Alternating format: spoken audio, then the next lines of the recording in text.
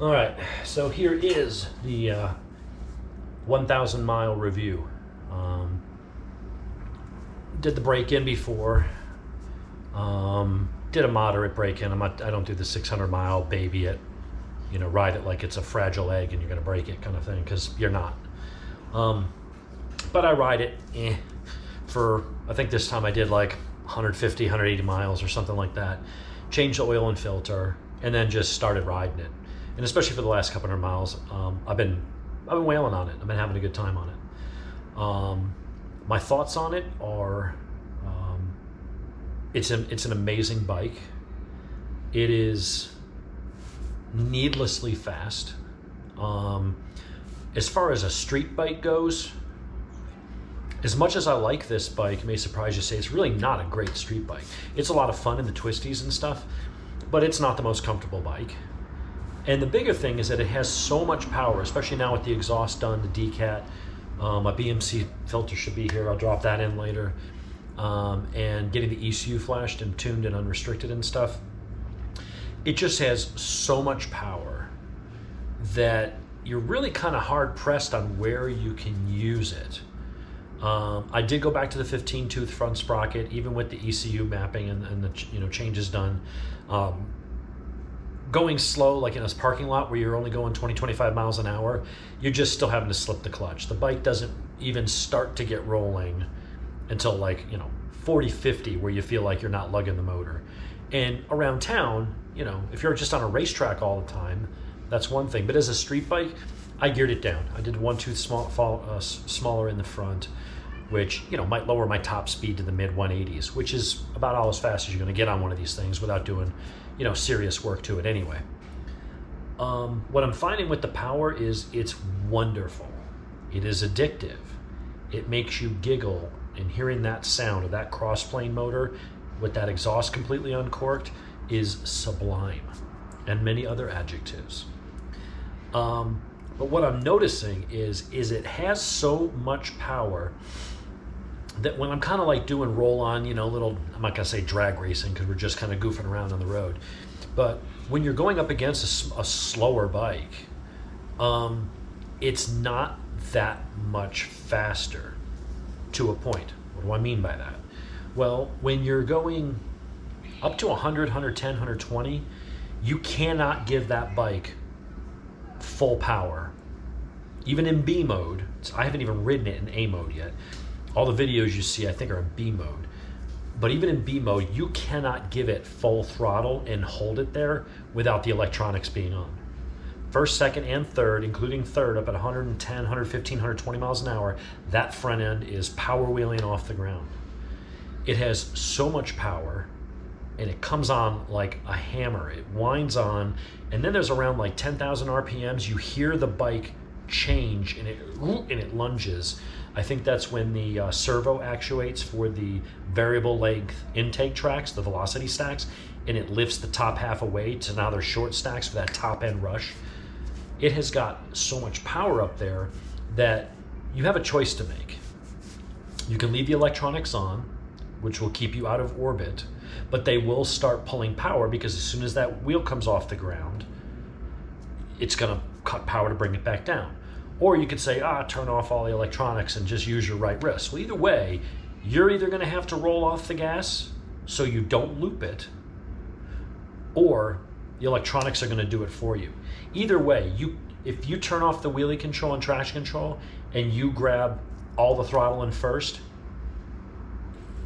there's no way for you to not flip it. It will go whoomp right on its back.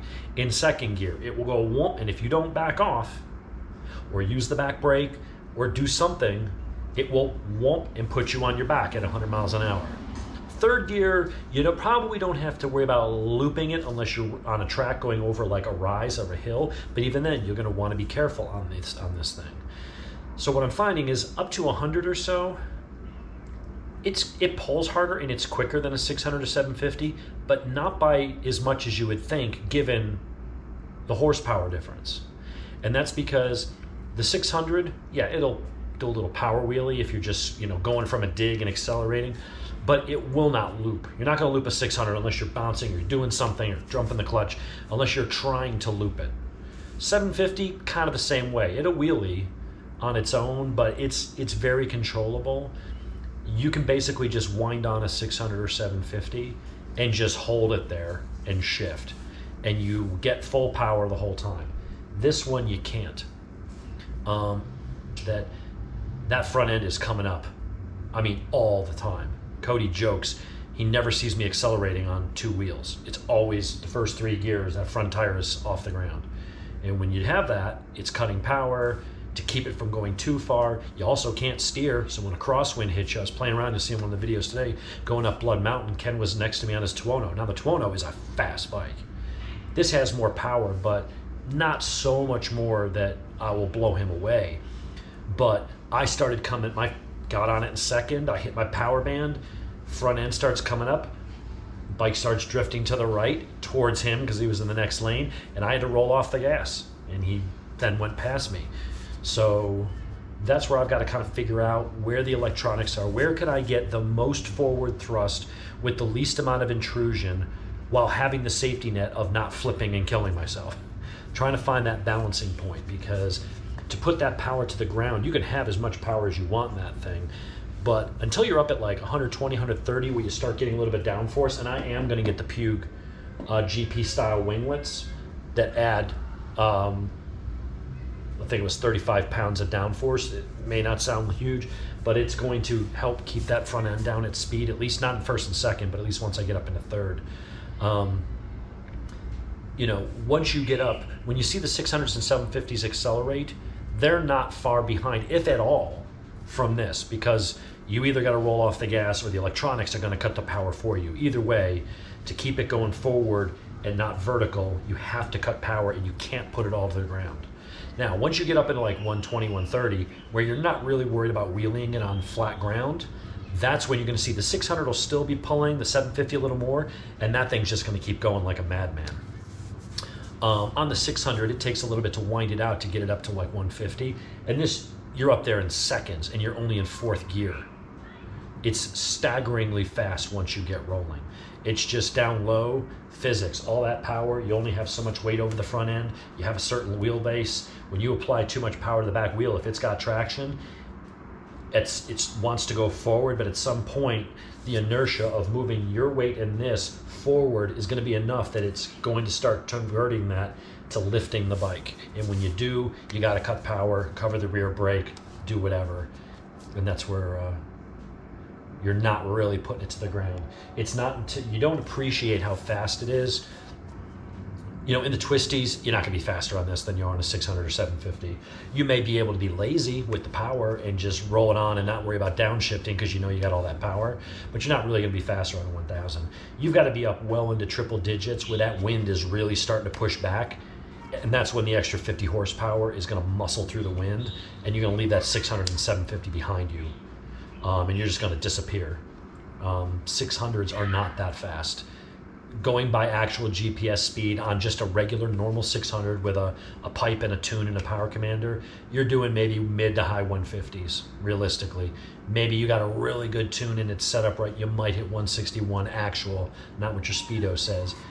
But that's child's play compared to this, a ZX10, S1000RR, RSV Miele, Panigale V4. You know, true leader bikes today are just, they're just astonishingly fast. I'm loving it so far. I am going to get the Healy bars, the Track Stars. They'll look stock, but they'll be an inch up, an inch wider, and an inch back. And it'll take my wrists from this goofy angle and put them at a normal angle. I've got the air filter going in. I'm gonna get some more crash protection, case covers, things like that. Other than that, this thing's pretty much ready to go. I mean, I'm ready to do a track day on this thing. These tires have been good so far. I probably will switch over to the Dunlop Q3 Pluses just because I like them. Or maybe I'll do a Q3 Plus or Q4s, something like that. I had really good luck with the Dunlops. The Dunlop 190 is almost like a 200 in other brands. So I just like the way that they wear. I like the grip that they give. They feel great right to the end, on street and on track. So I think those are a great all-around tire. But I've never used these RR11s or RS11s. They've been pretty good. No complaints so far. I don't know how much mileage I'll get out of them, but The electronics at least help prolong it because you're not spinning the tire up and stuff. With the slide control on, traction control, all that stuff, you're not beating up the tire as much as you would think. So we'll see. I got plenty of tread at 1,000 miles. I'm guessing by 2,000 the rear will need to go. But those are my thoughts so far. You know, it's insanely fun. It's going to be great on track, and I do enjoy it. But I will probably pad the seat a little differently and get the Healy bars just to make it a little more humane while still being clip-ons. Try and make it a little more livable on a day-to-day basis. But you go out and you ride this for a few hours. In my wrists, a little bit in my legs, but not much. But a taller seat with a little more padding will let me extend my legs a little bit without losing ground clearance. So I think one of the padded seats that are much thicker that raise you up an inch, that's the same as lowering your pegs an inch. But when you lower your pegs an inch, then you give up ground clearance. So I'm going to go with the padded seat, which will be more comfortable and give me more leg room. And then those Healy bars for, I think they're now up to $329 or something because of COVID or whatever. But I don't know if it's more expensive to make them now or they're just using COVID as an excuse like everybody else to drive prices up. But thanks, Biden, inflation. But that, again, is a pretty cheap fix. And it'll look stock. It'll use all the stock cables and wiring. They're pre-drilled. You literally just put it together and pop them on. So that's what I'm going to do. But the first 1,000 miles, this is an impressive machine. Is it possible for kids? Kids are like dogs. My neighbors, everybody has kids but me. All they do is scream. There's like no volume because they're asleep or on their phone, or they're screaming at the volumes at 11. There's like no middle ground. Annoying as hell. Anyway, yeah, that's my thoughts so far. It's going to be phenomenal on track. It is fun in the twisties, but ride at home and just kind of farting around in town, it's fun to listen to, and the acceleration is just savage, but it's really not. It's not a great street bike. What I wish is, you got the 750, the 600 for a guy my size, not saying 600s aren't fast and capable, but I like that more savage acceleration. But then you got kind of almost too much, where I said under 100, the electronics are really killing the power, so you're not getting the 180 horsepower, whatever this thing makes at the wheel. So, being able to have that mid-size bike, the problem is like the 750, the Gixxer, they haven't done anything to it in like 14 years other than change the plastics and the headlight. I think that, you got the Ducati Panigale V2. I think that's in the MV Agusta F3 800. I think there needs to be a resurgence of the mid-level bikes because those give you more grunt and more torque and are easier to ride faster than the 600s. You don't have to keep them 12,000 RPM and up. You've got that extra overhead. You've got that extra oomph by a larger displacement motor. But it's not so much that the electronics are constantly shutting down the party or you're having to back off the gas so you don't flick yourself into a tree. I think those mid-size are really kind of where it's at, where you get all the flexibility and the flickability and the agility of a 600, and it, it revs out to the moon, but it's got more torque and more oomph, and you don't have such a narrow, peaky power band like the 600s have without being stupid, which in a lot of ways this is.